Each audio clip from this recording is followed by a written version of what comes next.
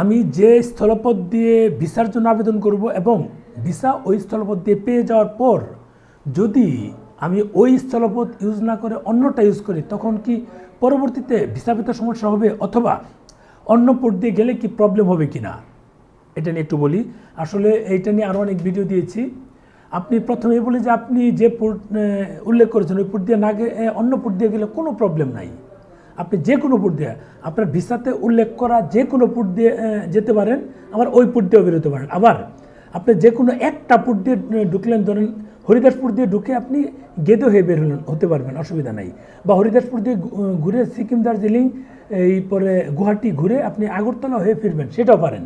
কারণ আপনি পোর্ট চান বা না চান, যেটাই চান, হ্যাঁ, মানে আপনি যদি আগরতলাও চান তাহলে আগরতলা পাবেন, আগরতলা না চাইলেও আগরতলা পাবেন, গেদে না চাইলেও গেদে পাবেন, গেদে চাইলেও গেদে পাবেন, আপনি হরিদাসপুর চাইলেও পাবেন, না চাইলেও পাবেন। তার মানে এই পোর্টগুলো অটোমেটিক তারা দিয়ে দেয়, বিমান চাইলেও পাবেন, না চাইলেও পাবেন, দুটো রেল চাইলেও পাবেন, না চাইলেও পাবেন। তার চেয়ে বড় সুবিধা হচ্ছে আপনি অন্য একটা পোর্ট এক্সট্রা অ্যাড করে নেন। আপনি চেংরাবান্ধা অ্যাড করতে পারেন, চেংরাবান্ধা দিয়ে আপনি গেলেন, চেংরাবান্ধা দিয়ে গিয়ে সিকিম, দার্জিলিং ঘুরে কলকাতা হয়ে আপনি কলকাতা গিয়ে বেনাপোল দিয়ে ফিরতে পারবেন, কোনো অসুবিধা নেই। অথবা ট্রেনে ফিরতে চান, যদি ট্রেন চালু হয়ে ফিরতে পারবেন, অসুবিধা নাই।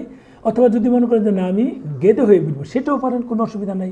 মানে যে পোর্ট দিয়ে আপনি যান না কেন, অন্য যে কোনো পোর্ট দিয়ে ফিরতে পারবেন। অথবা আপনি যে প্রশ্ন করেছেন যে আপনি চেংরাবান্ধা দিয়ে আবেদন করেছেন, একজনের প্রশ্ন করেছে, তার কারণেই দেওয়া, আপনি চেংরাবান্ধা দিয়ে আবেদন করে চেংরাবান্ধা দিয়ে ভিসা পেয়েছেন, কিন্তু আপনি চেংরাবান্ধা দিয়ে যেতে চাচ্ছেন না, এতে কি আপনার অন্য পোর্ট দিয়ে গেলে সমস্যা হবে কি না? কোনো অসুবিধা নেই। আপনি চেংরাবান্ধা দিয়ে আবেদন করেছেন, করেন, কিন্তু নিচে তো আরও কয়েকটা 5-7টা পোর্ট দেওয়া আছে, ওগুলোর যে কোনো একটা দিয়ে যান।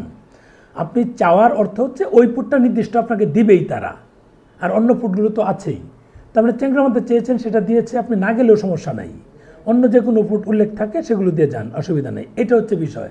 আবার অনেকেই প্রশ্ন করতে পারেন যে ভাই আমি তো মানে গেদে চাইনি, গেদে দিয়ে গিয়ে কি আমি ট্রেনে বা বিমানে ফিরতে পারবো কি না, এরকম প্রশ্ন হয়। যারা বোঝার অল্পতেই বোঝে, যারা বোঝে না ভিডিওই দেখে না, এই হচ্ছে বিষয়। তারপরে দিলাম যে আপনি চেংরাবান্ধা দিয়ে এই গেদে দিয়ে গিয়ে কি বিমানে ফিরতে পারবেন কি না, গেদে দিয়ে গিয়ে কি এই আগরতলাতে ফিরতে পারবেন কি না। ভাই যে পোর্টগুলো ভিসাতে উল্লেখ করা থাকবে, এই পোর্টগুলো যদি 7টা পোর্ট উল্লেখ থাকে, 7টা পোর্টের যে কোনো একটা দিয়ে প্রবেশ করেন, আপনি আগরতলা দিয়ে গিয়ে ঘুরে যদি বেনাপোলতে ফিরতে চান বা হরিদাসপুর বা ওই পাশে পেট্রাপুল, কোনো অসুবিধা নেই, ফিরতে পারবেন। এখন আপনি যদি ভিডিও না দেখে শুধু প্রশ্নই করতে থাকেন, আপনার উত্তর ভাই কী করে দিব? মানে এক এক করে প্রশ্ন করতে থাকেন, আপনার ভিডিও দেখবেন না কিন্তু প্রশ্ন করবেন। এই প্রশ্ন করলে ভাই সবসময় উত্তর দেওয়া যায় না, কারণ আমরা সবসময় মানে কমেন্টস দেখতে পারি না, সুযোগ থাকে না। বা একজন করে করে উত্তর দিতে গেলে আমার 2 মাস লাগবে এই প্রশ্নের উত্তরগুলো একটা ভিডিওতে উত্তর দিতে গেলে, কারণ আপনাদের প্রশ্ন থাকে ছোটো না, উত্তর থাকে অনেক বড়। দেখা গেল যে আপনার 3 লাইন, 4 লাইন, 5 লাইন, 10 লাইনও থাকে।